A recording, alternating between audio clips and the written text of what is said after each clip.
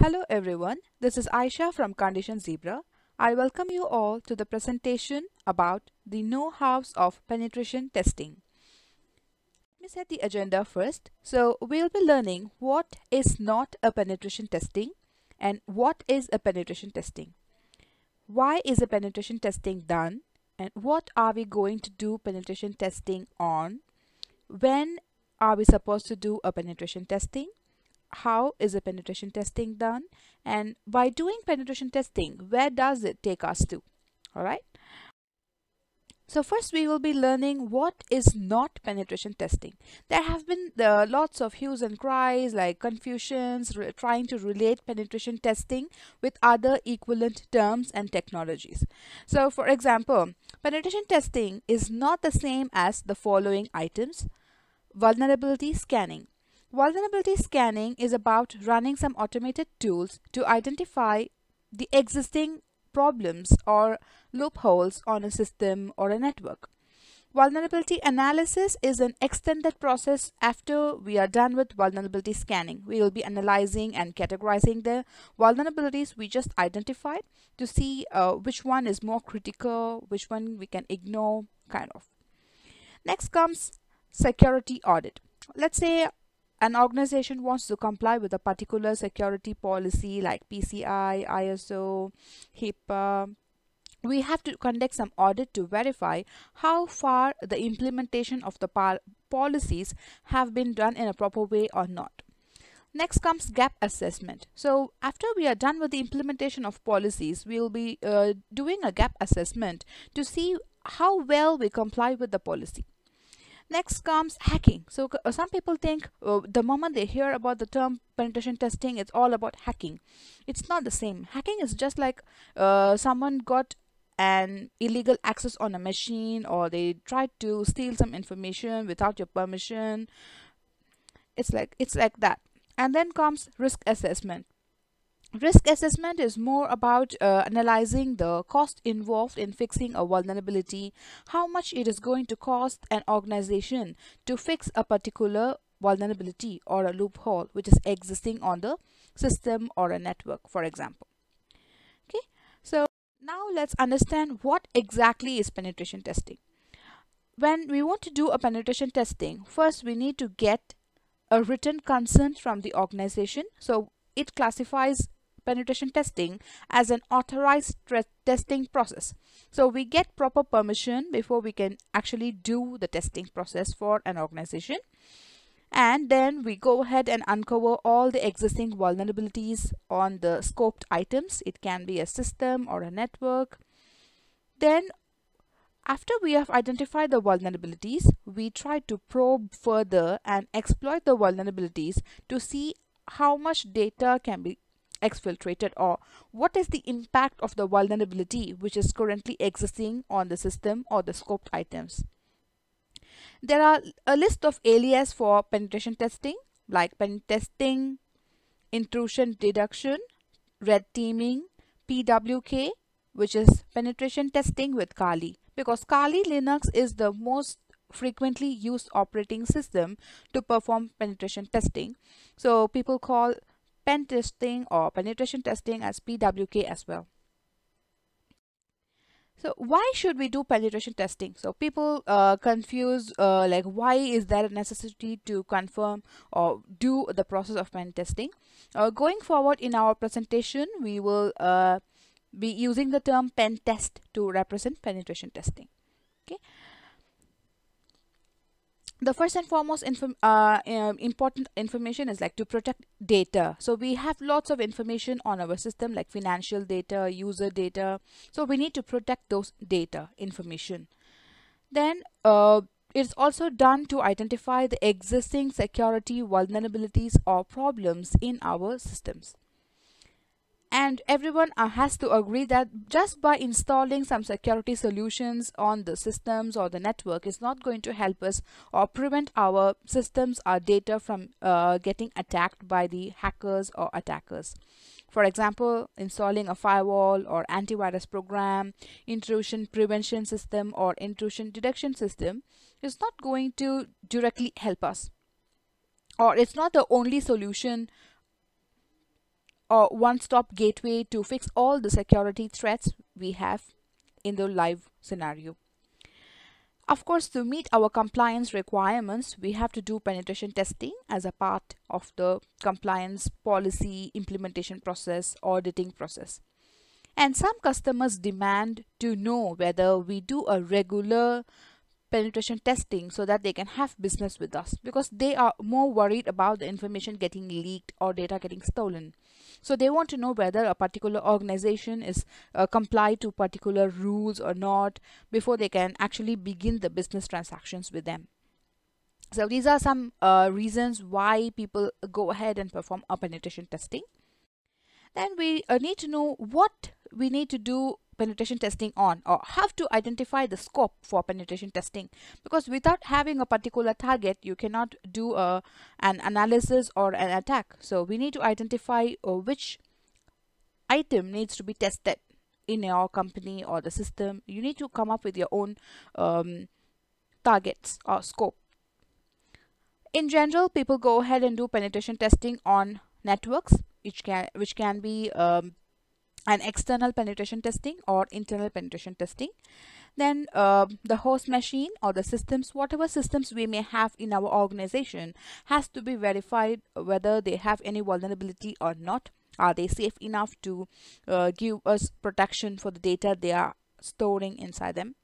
Web applications. Now, even a smaller company runs business on a website. So without website, it's like no business anymore kind of scenario.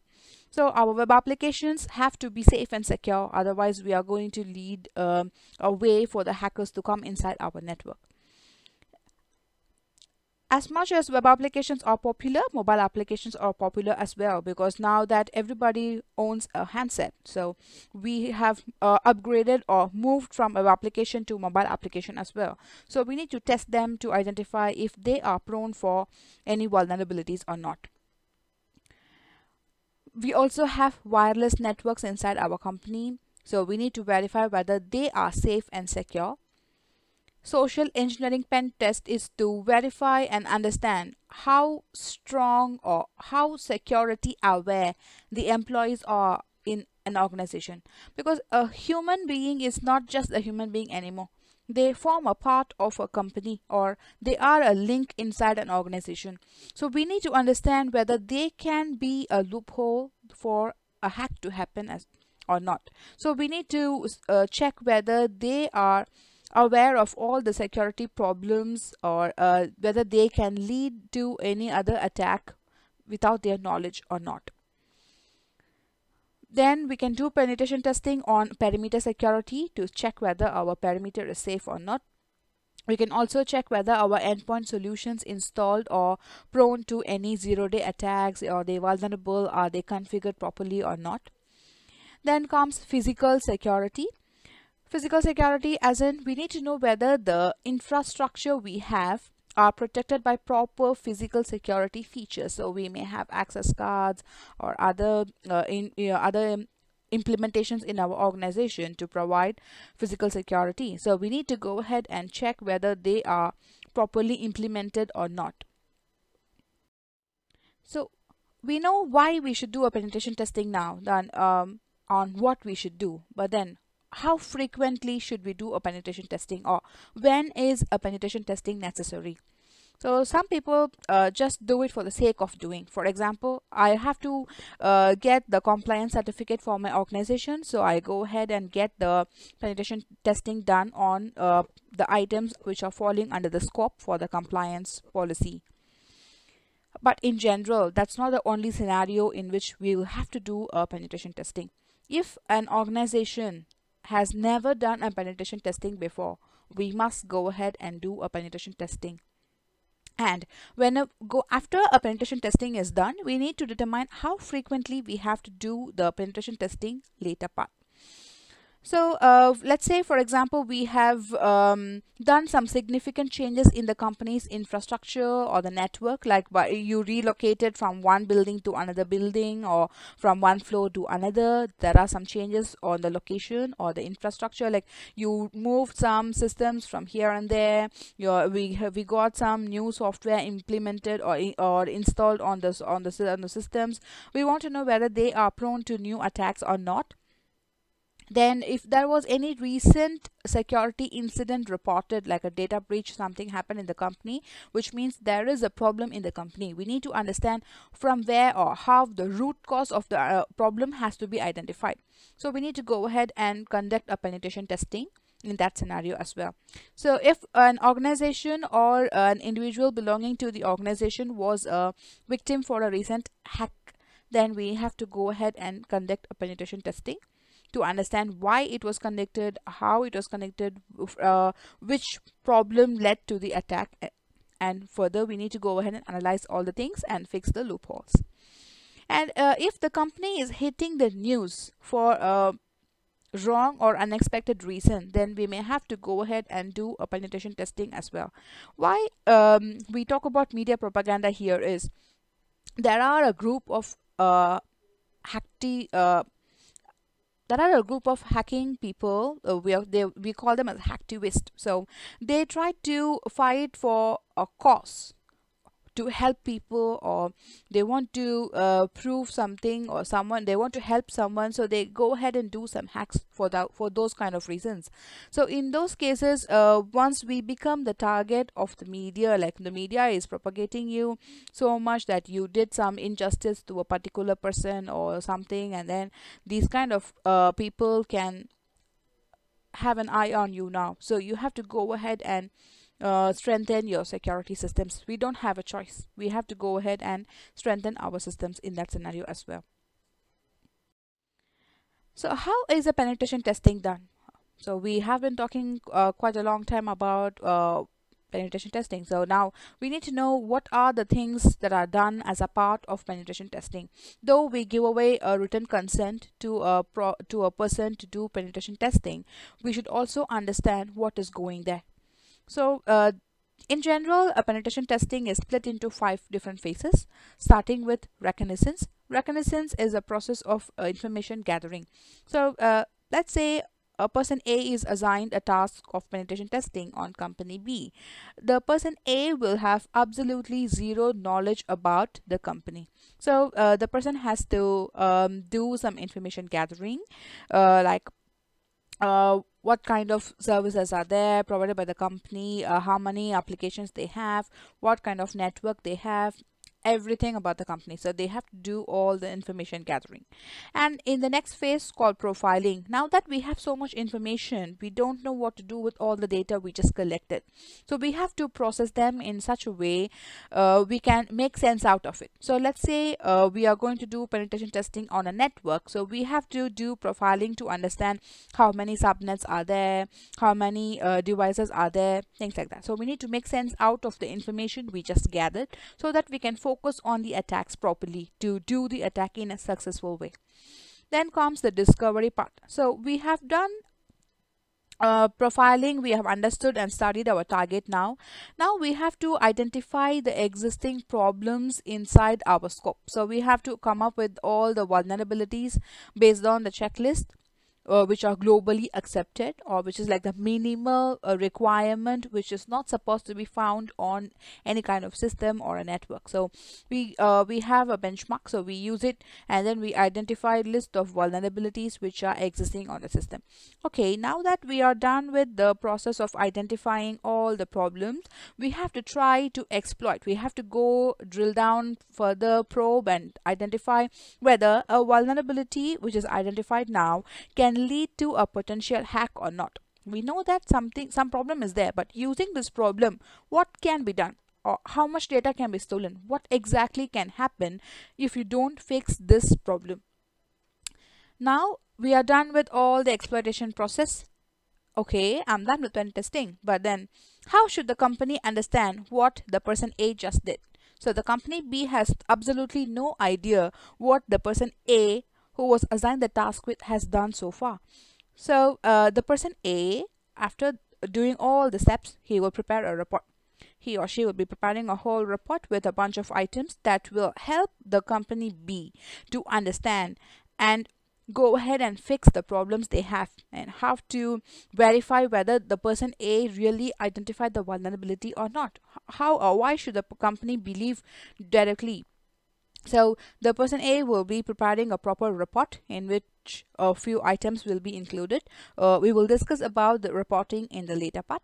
So the reporting will be submitted to the company, and then the company from there can understand, okay, these are the problems identified so far, and how or what kind of attacks had been performed, what kind of testing is complete, and how they have to go and fix all the problems.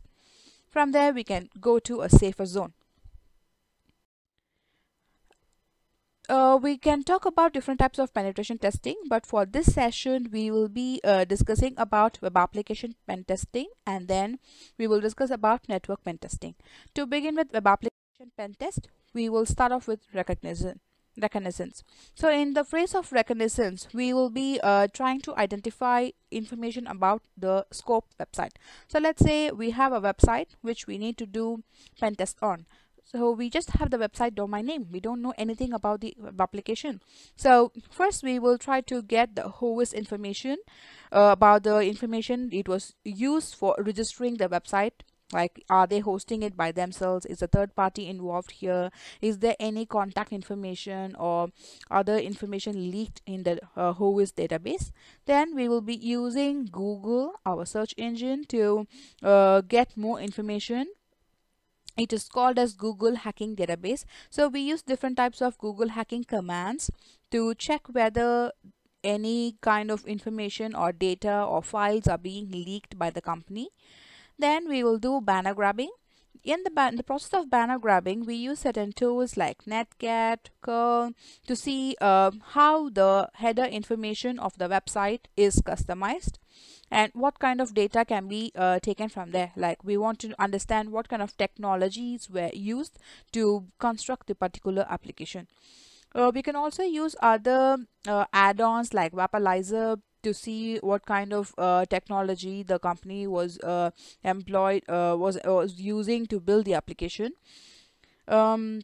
Apart from this, we can also use Showdown to see which port numbers are open on the application.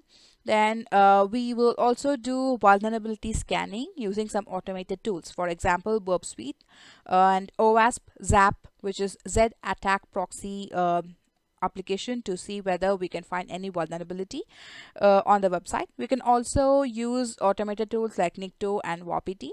There are plenty of tools. I'm just giving away a few examples for automated analysis. So once our reconnaissance is done, we will be doing profiling. So now that we know, okay, we have done some automated scanning, and then there are some lists of vulnerability over there. We have also gained some knowledge about what kind of things are there, but we also have to make sense out of the information we just ended up collecting. So we will first walk through the application. So far we have been doing some passive information gathering. We have not actually approached our target. Now what we will do is we will open the application on our browser. We will walk through the application fully to understand what features are provided, what services are provided by the application. It's not just to understand these things. As we walk through, we also make a note of the URL, how the URL changes when we click on each page, if there is a sitemap given in the URL. We also see whether we can identify the platform, the technologies used for building the application. To know this, we can make a note of the file extensions which is coming up on the URL. Some applications will have like .php, .aspx. From there we can understand which kind of programming language was used to build the application. And we will also make a note of the semantics of the URL. The semantics of the URL will actually explain what kind of directory structure they have gotten inside the application. So like some applications will have like /home, /directory, /drive, some folder names will be there. So we can also look for directory listing to see whether we can get access to the contents inside a particular directory or not. Then we can also understand the programming languages used by taking a note on the cookies information like the session ID, how the session ID are named, whether it is like PHP session ID, JSP session ID, something like that. Then we will also try to generate some error messages to see whether there are some inbuilt custom or default error messages coming up on the browser to see what kind of technologies are being used by the application. Once we are done with all this, we will do the discovery of vulnerabilities. We have to identify all the vulnerabilities. To begin with, our prime focus is on OWASP top 10 vulnerabilities. To give a little bit briefing on OWASP, OWASP is an open source web application security project. They are run by a group of security researchers. They do global research on the hacks happening across the world, the impact, the root cause analysis, everything is done. And once in 3 years, they post modified top 10 vulnerability checklist. So that is like the minimum amount of vulnerabilities which needs to be eliminated from our websites, because we cannot blindly go ahead and do some testing and say, oh, is this a vulnerability or not. We cannot get confused among ourselves. So we need to start off with the OWASP top 10 checklist, which is globally accepted. And apart from that, we will also focus on other frequently found vulnerabilities like SSL issues. If the application is using web services, then we have to go and check them for security problems there. And if there is a third-party item included in the website, we also have to verify that if it is a safe one or not, if it is running on outdated version, whether we have to suggest some modifications there, or should we go ahead and upgrade to another third-party application which is like good enough in terms of security. Then if there is XML usage, we also have more vulnerabilities on those areas, so we have to go ahead and identify and fix them. We will also check whether the application is vulnerable for click checking as well, to see whether we can exfiltrate data using some other applications, like for example SQL map, or doing some manual testing to exfiltrate data from the target application. In terms of exploitation and reporting, we will focus in the later part when we talk about network penetration testing, because the processes involved here are a bit similar. So when we talk about network penetration testing, in terms of reconnaissance, there is a slight variation when compared to web application pen test or reconnaissance done over there. So here we have our network. So we just have one IP address. From there, we need to go ahead and do our whole net penetration testing process. So we need to do a DNS lookup to identify whether any website is hosted on the particular IP address. Then we will also use Google customized searches to see whether we can gather more information about the particular network. Then we can also use Showdown to see how many open ports are there for a particular IP address, or for a particular IP address where a website is running, to be precise. Then we also do banner grabbing here to see what kind of services are running there on a particular port number. We will also do a reverse IP domain check. So because now here our target is going to be a network. Let's say we are trying to do a process A, or targeting a particular machine to compromise the network. It can be very well customized, so our process can fail. In that scenario, we will try to see whether more than one application is hosted on the particular IP address, and for which we will be using reverse IP domain check to gather the list of applications which are hosted on the particular IP address belonging to the same company, and using the vulnerability on another application which is running on the same IP address, we can do further attacks. So we will also do this process, which is called reverse IP domain check. And we will do vulnerability scanning, in which we run some automated tools like for example Nessus, OpenVAS, Nmap, to see whether we can identify list of vulnerabilities existing on the particular network or the IP addresses. There is no proper or refined globally accepted checklist like OWASP top 10 for a particular network, so we will have to rely on the results given by these kind of automated scanners. So once we are done with the recognition Since we will move on to profiling. So now that we have the IP address, we gathered some data, we will do net discovery to understand whether we can list out all the IP addresses existing on a particular IP address given to us. So for example, let's say the IP address is 10.10.10.10. We may have to understand what kind of subnetting they have used, how many systems are there on the particular network. So we will be identifying the list of IP addresses which are which are allocated in the particular range given to us. For that, we can also use Multigo, which is an automated tool. We can also use Nmap. Using Nmap, we can do pretty number of actions. For example, we can identify the subnets. We can identify the host machines which are in the particular subnet range. And then we can determine what kind of device is that. If it is a firewall or a server, what kind of device is holding the particular IP address. We can also identify the operating system which is running on the device. So let's say it is a Linux server, or is it some switch, or what kind of operating system is there. We can also identify the list of open ports. Just by identifying open ports, we cannot blindly go away with the information. We still have to understand what particular service is being run on the open port, because we are free to customize any number of services or any type of service on a particular port number. So we have to go ahead and verify them as well. So for these kind of actions, we use Nmap. Later, we try to identify the vulnerabilities. Though we are done with the automated scanning, we cannot blindly believe all the results. We have to go ahead and verify them manually to check whether they are true or not. It can be a false positive as well. So we have to go ahead and remove all those problems, all those false positives. Those cannot go in the report, obviously. So next comes the manual testing. In terms of manual testing, we will be trying to identify the common vulnerabilities and weaknesses which are publicly documented. So we will be identifying them based on the firmware which is running, which is being used by the company.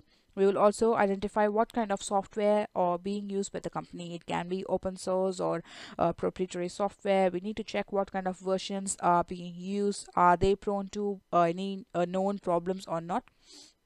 And we will also have to check what kind of operating system is being used, what version is being installed, are they open to any known problems or not.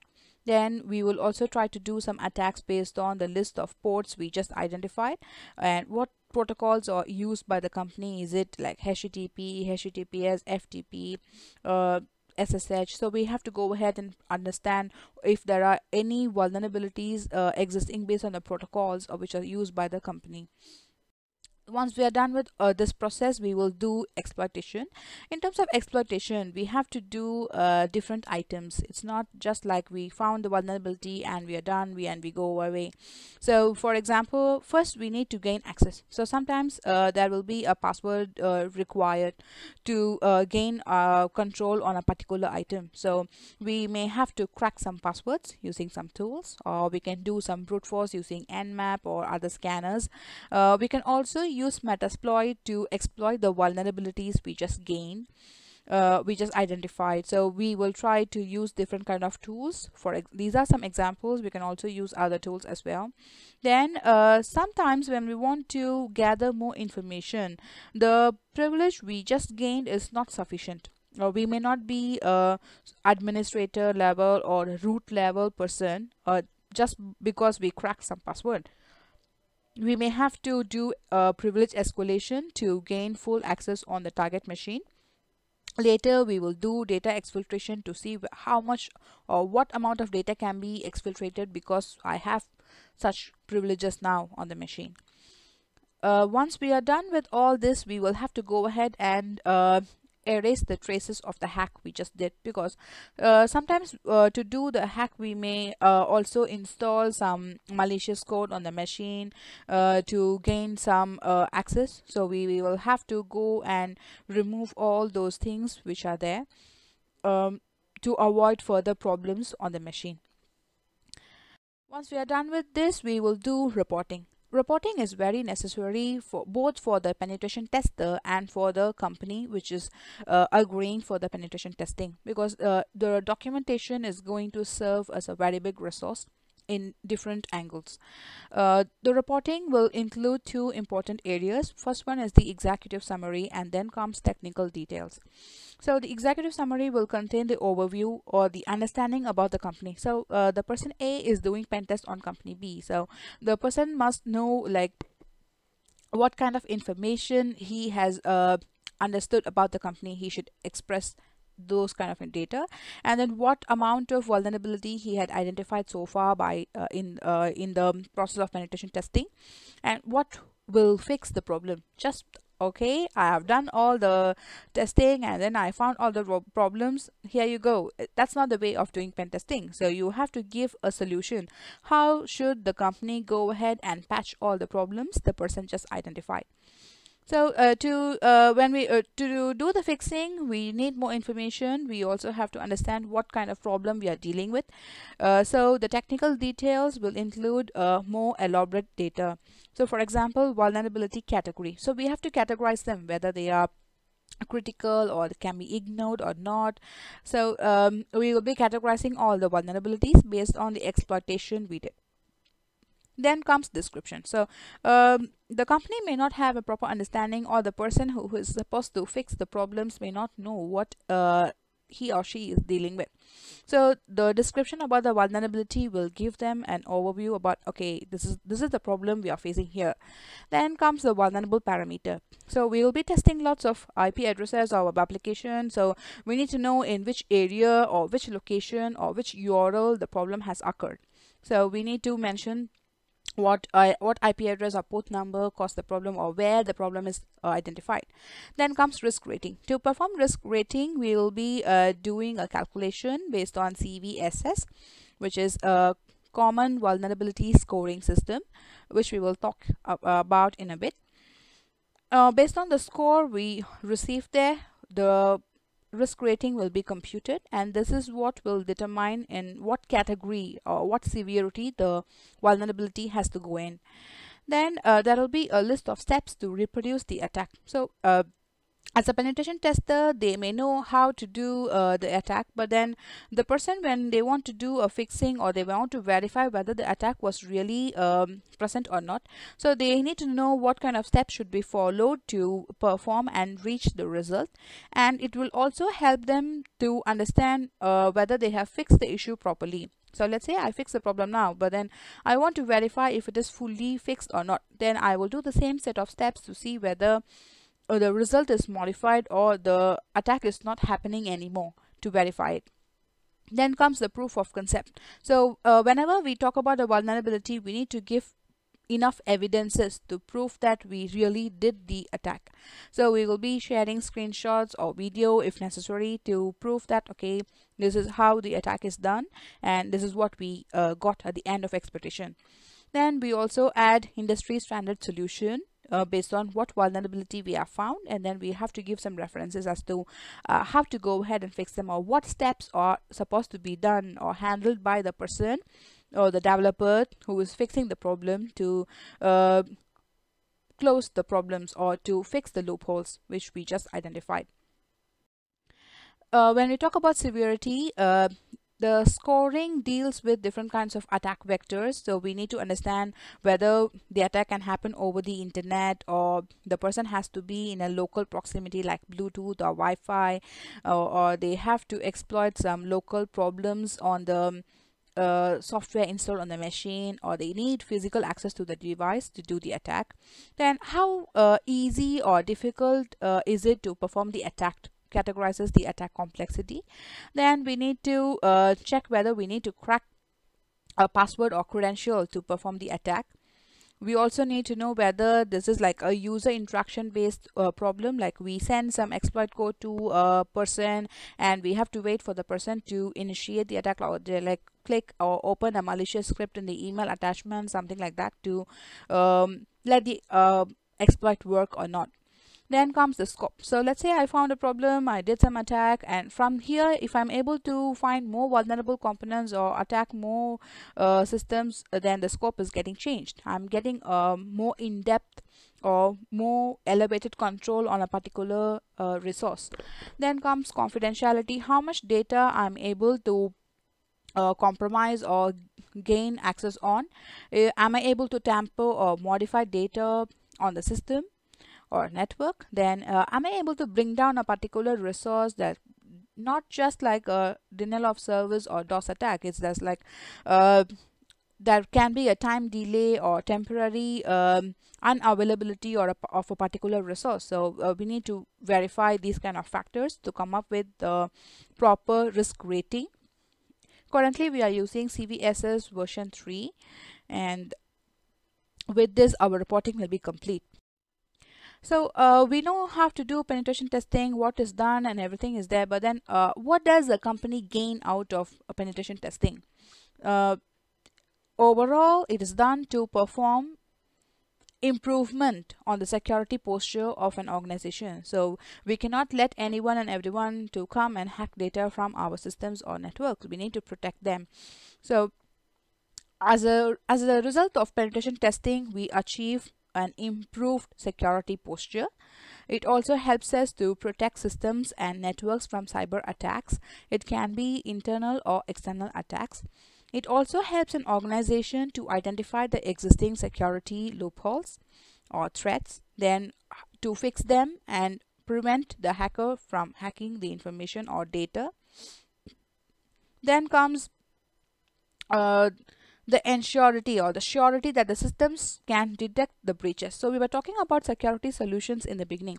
We have different kind of security solutions like IDS, IPS, firewall, antivirus, but then as a result of penetration testing, we come to understand that okay, we have not configured these items properly or have to configure them in a proper way so that the attack cannot happen in the future.